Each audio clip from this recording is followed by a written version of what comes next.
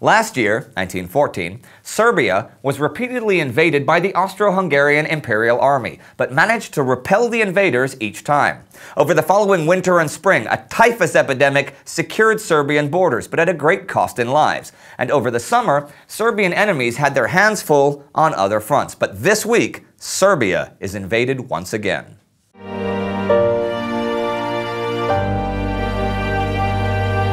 I'm Indy Nidell. Welcome to the Great War. The big news last week were brand new French and British offensives on the Western Front in Artois, Champagne, and at Loos. They failed to produce the much hoped for breakthrough, but did produce tens of thousands of corpses. The Austro-German summer offensives had finally been stopped on the Eastern Front along the entire line by stiffening Russian resistance and autumn mud. And in the Middle East, the British Indian forces had taken Kut and were setting their sights on Baghdad. This is what happened next. One other reason that the German offensives in the east had come to a halt is that their chief architect, General August von Mackensen, had been called to another theater of war. German Army Chief of Staff Erich von Falkenhayn had sent the German 11th Army to join his Austrian counterpart Konrad von Hotzendorf's forces under the command of Mackensen to invade Serbia from the north and knock her out of the war. Another Balkan nation, Bulgaria, was going to join the war and attack from the east.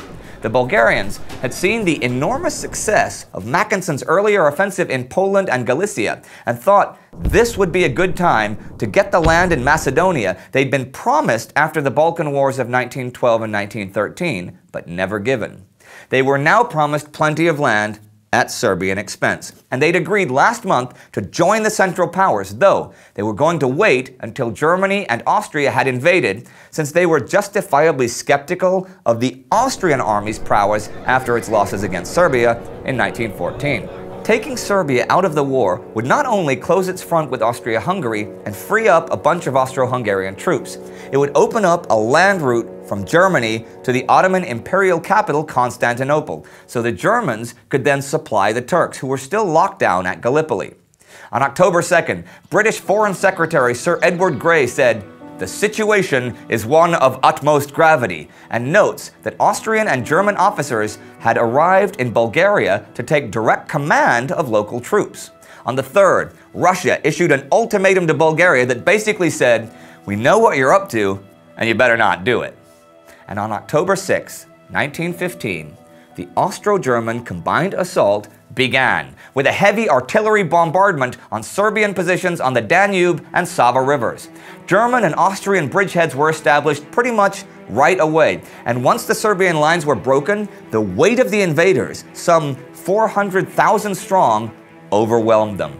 On the 7th, the invaders crossed the Sava, Drina, and Danube rivers. On the 8th, the Serbs evacuated Belgrade, and on October 9th, 1915, Austro-Hungarian imperial forces occupied Belgrade, capital of Serbia.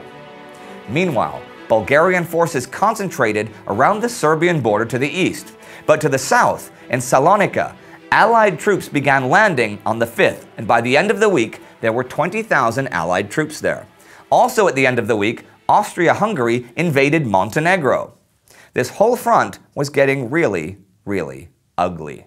But what exactly were the Allies expecting to do in Salonika, in neutral Greece?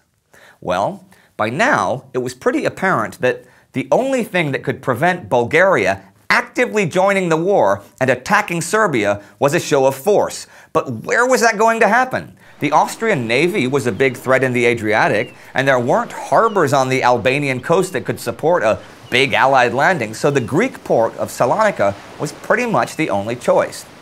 Greece, though, was in turmoil and was really worried about being dragged into the war. I mean, technically, Greece had been a winner in the two Balkan Wars, but it was a rough experience, so Greece had remained neutral when this war broke out. But there were still huge internal political battles about which side to support. The king, King Constantine, was for the Central Powers. Well, he was married to the Kaiser's sister. The prime minister, though, Eleutherios Venizelos, was a supporter of the Allies and saw their help as a real chance to expand Greek influence in the Balkans. So, as the threat to Serbia grew, the Allies sort of bullied Greece using Venizelos as their inside man, who made the offer of allowing British and French troops to land at Salonika, which they did, as I said. But this was a flagrant violation of Greek neutrality, and it sparked a huge fight between king and prime minister, which caused Venizelos to resign. Now, the expeditionary force itself was pretty tricky for the Allies to arrange. Only the French acceptance of total failure at Gallipoli allowed them to pull over troops, so they sent a division, and the British managed to send a division too, and they were all under the command of French General Maurice Salrail, so 20,000 of them landed, and at the exact same time, 20 times that many Austrians and Germans invaded Serbia from the north, and the Bulgarians were gearing up to the east. So what was their purpose in Salonika? A show of force? Not likely anymore. But the Allies were certainly making a show of force on the Western Front as their offensives there continued. They didn't continue with nearly the force they had during their first week, which had resulted in tens of thousands of casualties, including 3 British major generals. But there were new developments. At Loos, the Royal Flying Corps under Brigadier General Hugh Trenchard was making itself known. Early in the battle, they had flown target sorties to help artillery shells from being wasted. They had been using new improved wireless transmitters, which made a huge difference in relaying target information, though many artillery batteries refused to use the information because they just didn't believe it was accurate. One thing though, during this battle, British pilots carried out organized tactical bombing for what may have been the first time in history, targeting German trains, railway lines, and marshalling yards. The Germans made several counterattacks at Loos this week, hoping to recover lost ground, including an enormous push at the end of the week, but these resulted in heavy German losses. British tactics were also in play in the Middle East this week. After last week's victory at Kut, General John Nixon, commander of the British Indian Army, wanted the battle's winner, General Charles Townshend, to pursue the enemy all the way to Baghdad. Townshend saw things a little differently, and this is from his diary from October 3rd. The army commander does not seem to realize the weakness and danger of his line of communication. We are now 380 miles from the sea, and we have only 2 weak divisions, including my own, in the country. There is my division to do the fighting, and Gorange's to hold the line of communication from Kut to the sea. Thus, there is no possible support to give me if I receive a check. Thing is, because of the lack of success against the Turks after over 5 months at Gallipoli, the War Office in London was pretty desperate for any success over the Ottomans, so it allowed itself to believe there were sufficient men and enough transport to make the capture of Baghdad feasible. We haven't looked at the Eastern Front this week, but the Russians had begun new attacks in the region of Dvinsk. We'll see more of that soon. And a note I didn't have time to mention last week. On September 27th, in the Italian port of Brindisi, Austrian saboteurs destroyed the Italian battleship Benedetto Brin, killing 456 sailors. And so we come to the end of yet another week of war, as the Serbian front becomes active once again, and the Austrians occupy Belgrade. The fighting is still intense on the Western Front. The British are making plans in the Middle East, and the Allies landed thousands of troops in neutral Greece. And Serbia is invaded once again, this time by not 1, not 2, but possibly 3 larger nations. The Serbs had fought better than perhaps any other nation in the war, but had paid a terrible price for their continued independence.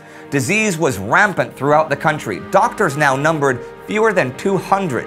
There was hunger, refugees, and unlike its invaders, Serbia had lost far more of its fighting men than it could hope to replace. Winter would soon be upon Serbia, and despair, destruction, and death would rule.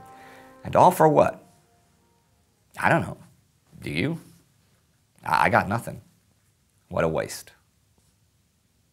If you want to find out more about the typhus epidemic earlier in the year in Serbia, you can check out our episode about that right here. Our Patreon supporter of the week is Mike Donahue. Thank you, Mike. If you like our show and you want to meet us on some of the original locations of World War I, consider helping us on Patreon. Don't forget to subscribe and follow us on Twitter for all announcements related to our show. See you next time.